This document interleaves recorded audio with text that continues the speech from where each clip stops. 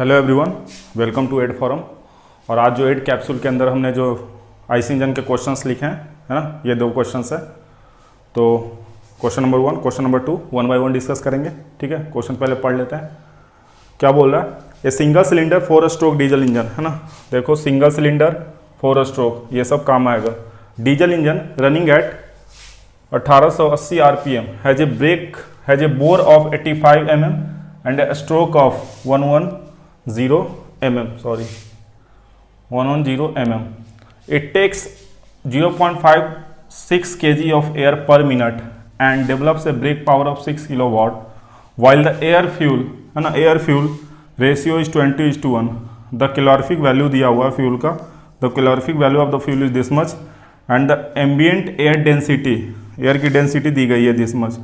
तो बोला जा रहा है calculate volumetric efficiency and brake specific fuel consumption. Volumetric efficiency and brake specific fuel consumption आपको कैलकुलेट करने के लिए बोला गया है। और सेकंड क्वेश्चन देखो क्या बोल रहा है। An engine is used on a job requiring a shaft output of 100 kilowatt, है ना। शाफ्ट आउटपुट ऑफ 100 किलोवाट मतलब वो क्या दिया हुआ, वो ब्रेक पावर दिया हुआ है ना। जो शाफ्ट पे जो आउटपुट मिलता है वो ब्रेक पावर ही होता है। द मैकेनिकल एफिशिएंसी दिया हुआ है 80%, the mechanical efficiency is 80% and it uses 30 kg of fuel per hour, है ना। मास ऑफ फ्यूल दिया हुआ 30 kg per hour. Calculate indicated thermal efficiency, है ना, ये फर्स्ट पार्ट है। और सेकंड पार्ट है if an improvement in engine design reduces the frictional losses by 5 kilowatt, है ना। बोल रहा है जो फ्रिक्शनल लॉसेज पहले हो रहे थे, इंजन अब क्या कर दिया, उसको कुछ डिजाइन में इंप्रूवमेंट करके 5 किलोवाट कर दिया, 5 किलोवाट से रिड्यूस कर दिया। तो calculate the amount of fuel saved per hour, assume that the indicated thermal efficiency remains the same, है ना। तो आपसे बोला कि कितना फ्यूल बचेगा जब आप फ्रिक्शनल लॉसेस को कम कर दे रहे हो। ठीक है, तो पहले ये क्वेश्चन डिस्कस करते हैं।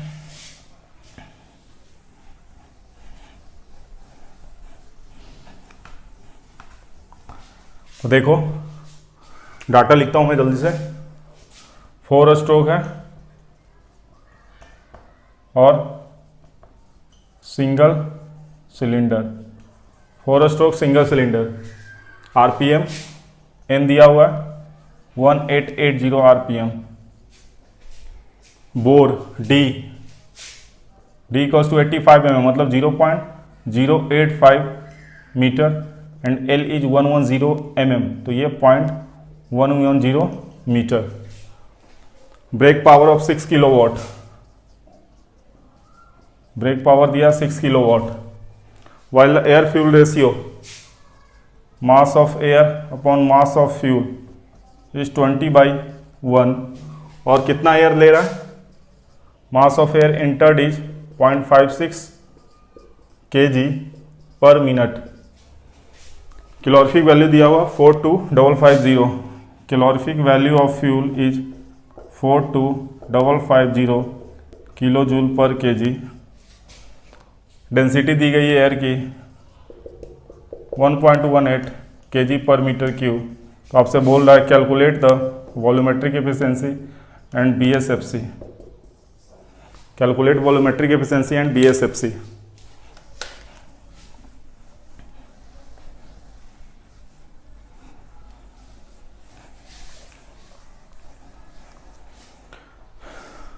तो देखो, सबसे पहले तो हम ये समझते हैं वॉल्यूमेट्रिक एफिशिएंसी कैसे निकालते हैं ना, फॉर्मूला क्या है वो देखते हैं।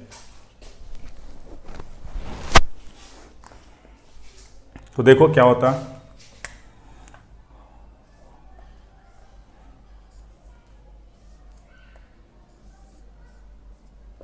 ये अपना बॉटम डेड सेंटर है and this is our top dead centre, है ना। कोई भी इंजन हो, पेट्रोल हो, डीजल, ये डीजल है ना। ये अपना इनलेट वाल्व है, ये अपना एग्जॉस्ट वाल्व है। देखो क्या होता है ना कि जब पिस्टन अपना एग्जॉस्ट स्ट्रोक खत्म करके टॉप डेड सेंटर पे आता है ना, एक साइकिल खत्म करके टॉप डेड सेंटर पे आता है, तो क्या होगा, नया एयर आएगा यहाँ से, है ना।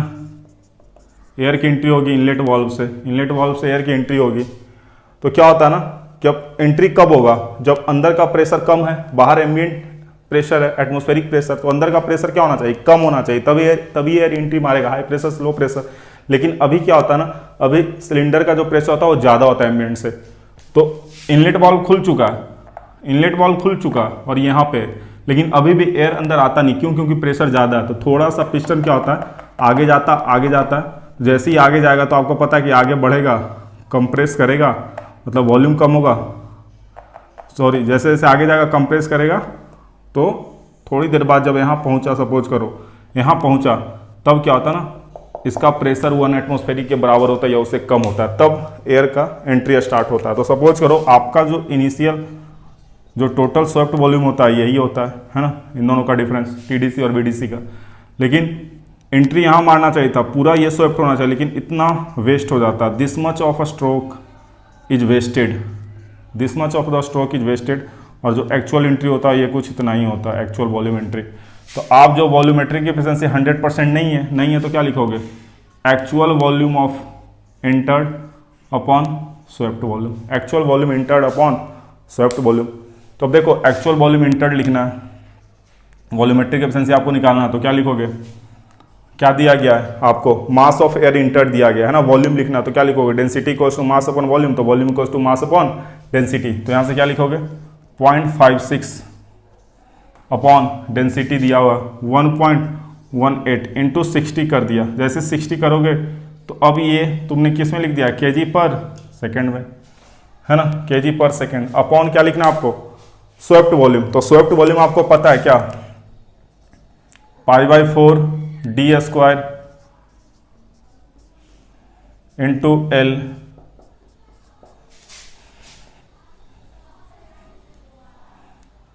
Into N by 60।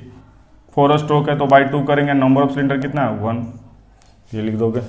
यहाँ इसको सॉल्व करोगे तो यहाँ से आपको मिल जाएगा वॉल्यूमेट्रिक एफिशिएंसी। इस इक्वेशन को सॉल्व करोगे तो आपको मिलेगा वॉल्यूमेट्रिक एफिशिएंसी, या वॉल्यूमेट्रिक एफिशिएंसी जो आएगा 84.47, वॉल्यूमेट्रिक एफिशिएंसी है 84.47, ठीक है ना। यहाँ से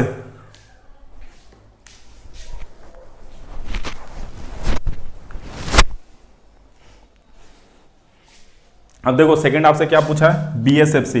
बीएसएफसी क्या होता है, break specific fuel consumption. BSFC क्या है, break specific fuel consumption.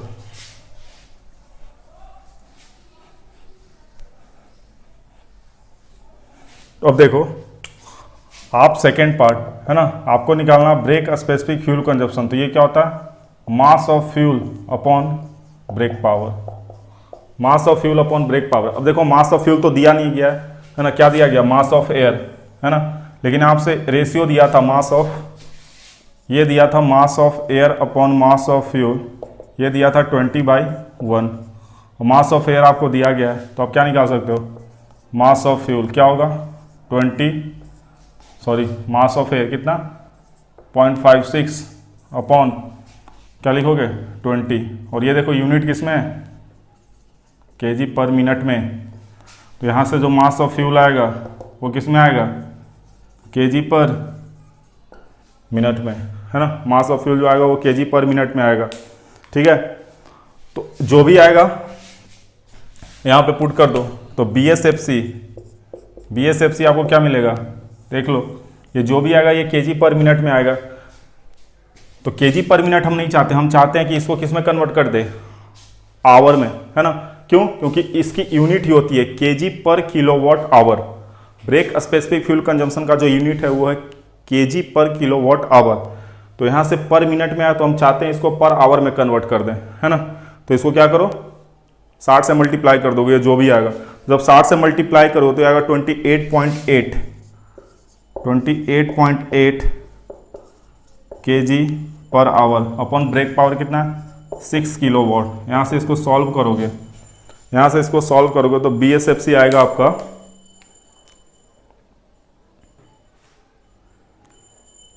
BSFC आएगा 0.28, सॉरी ये कुछ और आएगा, है ना, ये आप चेक कर लो, मैं एक बार करता हूँ देखता हूँ वो क्या आएगा। 0.56 डिवाइडेड बाई 20 इंटू 60, ये आएगा 1.68 डिवाइडेड बाई 6, ये आएगा 1.68 केजी पर आवर, और ये आएगा केजी पर किलोवाट आवर। ये आपका आएगा बीएसएफसी, है ना, ये आपका आएगा बीएसएफसी। तो देखो BSFC क्या बताता है ना, ये देखने आंसर तो अपना आ गया है ना। देखो फॉर्मूला बेस्ड है, सिंपल है और ऐसे ही क्वेश्चन आते हैं। मैं जानबूझ के करवा रहा हूँ, प्रीवियस ईयर गेट का ही क्वेश्चन है, जब कन्वेंशनल होता था गेट उस समय का क्वेश्चन है। अब देखो ब्रेक स्पेसिफिक फ्यूल कंजम्पशन का मतलब क्या है।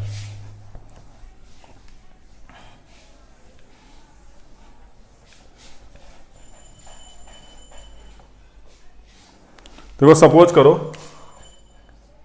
तुम गए गाड़ी खरीदने, है ना, तो आपके पास कार ए, दो ऑप्शन है, car 1 and car B. Car A and car B दो ऑप्शन है आपके पास। तो जनरली आप कार खरीदने जाते हो तो क्या पूछते हो कि माइलेज कितना देता है ना। तो सपोज करो जैसे तुमने पूछा कि इस कार का माइलेज कितना और इस कार का माइलेज कितना, तो उसने क्या बताया कि ये है 15 किलोमीटर पर लीटर, और इसका भी उसने बोल दिया कि इसका भी जो माइलेज है वो कितना है, 15 किलोमीटर पर लीटर। अब तुम कंफ्यूज हो गए कि दोनों का माइलेज सेम है ना। तो उससे जो बुक होती है ना, जो इंफॉर्मेशन होता है हर एक चीज़ के बारे में, वो बुक मंगवाओ। उसमें जब तुम देखोगे तो एक चीज़ शायद आपको मिलेगा BSFC। तो हो सकता है कि इस कार का आपको BSFC रहे 0.3 kg पर किलोवाट आवर, है ना, ये ए का, और इसका रहे BSFC ऑफ बी, ये रहे आपको 0.03 kg पर किलोवाट आवर, है ना। दो कार का BSFC आपको मिला, माइलेज तो सेम है, आप डिसाइड नहीं कर पा रहे हो। तो यहाँ से जब देखोगे कि एक का BSFC ज़्यादा है और दूसरे का BSFC कम है, तो BSFC का फॉर्मूला देखो, BSFC इक्वल्स टू आप लिखोगे mass of fuel consume per hour upon brake power develop. तो यहाँ से देखोगे कि एक का BSFC कम है ये, और ये ज़्यादा है। तो यहाँ से क्या देख रहे हो कि BSFC जितना कम होगा, ब्रेक स्पेसिफिक फ्यूल कंजम्पशन जितना कम होगा, वो ब्रेक पावर उतना ही ज़्यादा होगा। तो इसका कहने का मतलब क्या है कि अगर आप कार बी को देखो तो सेम मास कंज्यूम करेगा, है ना, जितना मास ये कंज्यूम करेगा उतना मास ये कंज्यूम करेगा। For the same consumption of mass, ये जो ब्रेक पावर डेवलप करेगा वो ज़्यादा करेगा, है ना। मतलब कम फ्यूल खाकर ये आपको ज़्यादा ब्रेक पावर देगा। तो आप बोलोगे कि ये वाला जो होगा वो ज़्यादा इकोनॉमिकल होगा। मतलब ब्रेक स्पेसिफिक फ्यूल कंजम्पशन जितना ज़्यादा होगा वो उतना कम मास कंज्यूम करेगा ज़्यादा से ज़्यादा ब्रेक पावर डेवलप करने के लिए। तो आप बोल सकते हो कि ये इकोनॉमी के डायरेक्टली प्रोपोर्शनल है। ये जितना कम होगा उतनी ज़्यादा आपकी इकोनॉमी बढ़ती जाएगी, है ना। तो माइलेज से अगर नहीं डिसाइड कर पा रहे हो तो BSFC से डिसाइड कर लोगे, ठीक है ना। और बेसिक फॉर्मूला था। Thank you.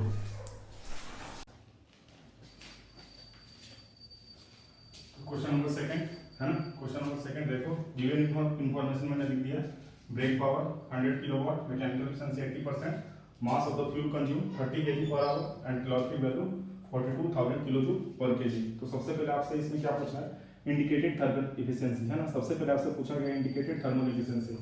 अब देखो इंडिकेटेड थर्मल एफिशिएंसी कैसे निकालते हैं ना, मैं फॉर्मूला में थोड़ा रिवाइज कर दे रहा हूँ।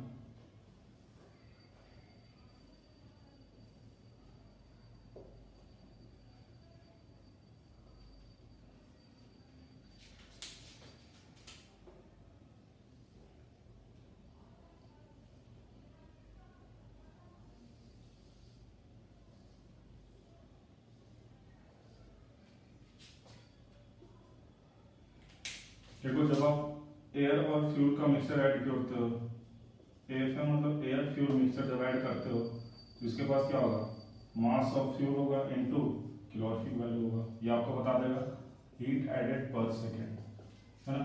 टोटल आप फ्यूल ऐड करते हो कैलोरीफिक वैल्यू के साथ, है ना। तो ये हीट एडेड पर सेकेंड आएगा। जब यहाँ पे आएगा तो क्या होगा, कंप्रेशन किए थे, ये कंप्रेस होगा, कंप्रेस होने के बाद आप इस पर स्पार्किंग करते थे, यहाँ पे एयर फ्यूल मिक्सचर होगा, वो जलना स्टार्ट करेगा, है ना, जलना स्टार्ट करेगा और पिस्टन पे पावर डेवलप करेगा, है ना। पिस्टन पे पावर डेवलप करेगा तो आपको पिस्टन पे क्या मिलता है, आपको पिस्टन पे मिलता है इंडिकेटेड पावर, है ना। पिस्टन पे मिलता है इंडिकेटेड पावर, है ना। और ये इंडिकेटेड पावर, देखो पिस्टन तो नीचे मूव करेगा तो यहाँ पर क्या होगा, लॉसेज होगा ना, क्योंकि ये मूव कर रहा है, मैकेनिकल अरेंजमेंट, मैकेनिकल मोशन, तो कुछ पावर लॉस होगा फ्रिक्शन पावर के फॉर्म में FP, और ये जाएगा कनेक्टिंग रॉड के थ्रू क्रैंक के साथ, क्रैंक शाफ्ट, और ये फिर आपका है इंजन शाफ्ट, है ना। इंजन शाफ्ट से आपको ये रोटेट होता है और इंजन शाफ्ट से आपको मिलता है ब्रेक पावर, है ना, इंजन शाफ्ट से आपको मिलता है ब्रेक पावर।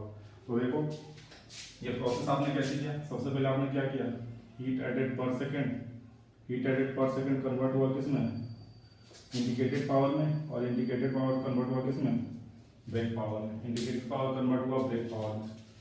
तो यहाँ से देखो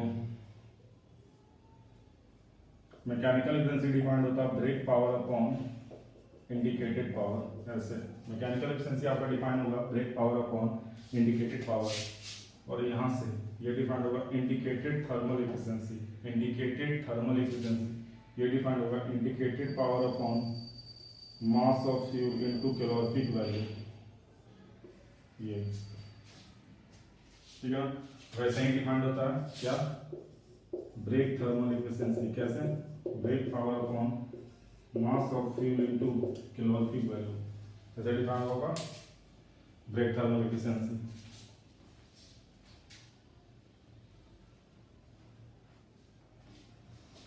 देखो यही फॉर्मूला हमें यूज करना है, यही फॉर्मूला हमें यूज करना।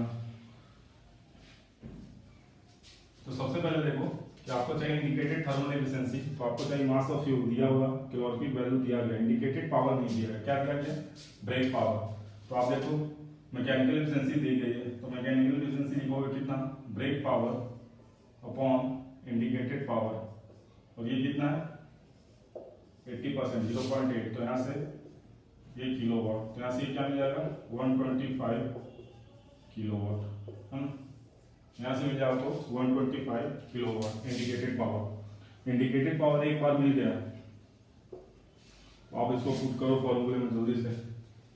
तो आपको चाहिए क्या, इंडिकेटेड थर्मल एफिशिएंसी, तो आप लिखोगे indicated power upon mass of fuel into calorific value, तो इंडिकेटेड थर्मल एफिशिएंसी आप लिखोगे 125 अपॉन, देखो यहाँ ध्यान दो 30 केजी पर आवर है ना, केजी पर सेकेंड चाहिए हमें, 3600 से डिवाइड कर दिया, ये ऊपर चला गया, इंटू कैलोरीफिक वैल्यू 4200, है ना, ठीक है ना, तो यहाँ से इंटू 100 करोगे तो आपको मिल जाएगा इंडिकेटेड थर्मल एफिशिएंसी, और ये जो मिलेगा ये आपका मिलेगा कितना,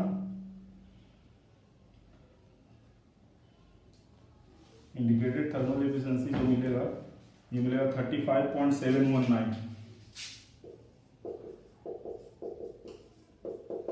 35.719। अब देखो सेकंड पार्ट ज्यादा इंपॉर्टेंट है ना, सेकंड पार्ट आपसे क्या बोल रहा है कि अगर फ्रिक्शनल पावर को हम किसी भी तरीके से 5 किलोवाट से रिड्यूस कर दें, frictional power is reduced by 5 kilowatt, तब आपका कितना मास ऑफ फ्यूल बचेगा, है ना, कितना मास ऑफ फ्यूल बचेगा। तो क्या करोगे, और देखो एक चीज बोला गया कि इंडिकेटेड थर्मल एफिशिएंसी सेम है ना, इंडिकेटेड थर्मल एफिशिएंसी सेम है, और साथ में ये भी आपको ध्यान देना होगा कि पहला स्टेटमेंट पढ़ो, सेकंड क्वेश्चन का पहला लाइन पढ़ो कि जो आउटपुट है, आउटपुट पे हमें ब्रेक पावर मेंटेन रखना 100 किलोवाट का, आउटपुट पे हमें ब्रेक पावर मेंटेन रखना 100 किलोवाट का। तो आप लिख सकते हो ना कि जो टोटल इंडिकेटेड पावर है वो क्या है, frictional power plus brake power. तो पहला केस है ना, फर्स्ट केस में देख रहे हैं इंडिकेटेड पावर का कितना आया था 125 किलोवाट, फ्रिक्शनल पावर आपको तो नहीं पता था, और ब्रेक पावर कितना था 100 किलोवाट, यहाँ से आपका फ्रिक्शन पावर कितना आ रहा था 25 किलोवाट। अब बोला कि इसको 5 किलोवाट से रिड्यूस कर दो, तो फ्रिक्शन पावर सेकंड केस में कितना आएगा, याद आएगा 20 किलोवाट, और ब्रेक पावर तो सेम रखना है, तो इंडिकेटेड पावर 2 में कितना आ जाएगा, ये 20 किलोवाट प्लस 100 किलोवाट, याद आएगा 120 किलोवाट।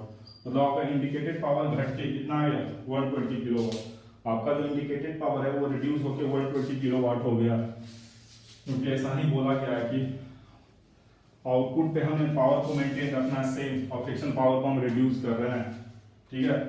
और इंडिकेटेड थर्मल एफिशिएंसी ये भी बोला गया सेम, कितना 35.719%, कितना ही अपॉन क्या लिखोगे, indicated power 2 upon mass of fuel into calorific value of fuel, mass of fuel upon calorific value of fuel. तो देखो यहाँ से लिखो 35.719, ये कितना आया सेकंड केस में 120 kilowatt upon mass of fuel into 42000 kilo joule per KG.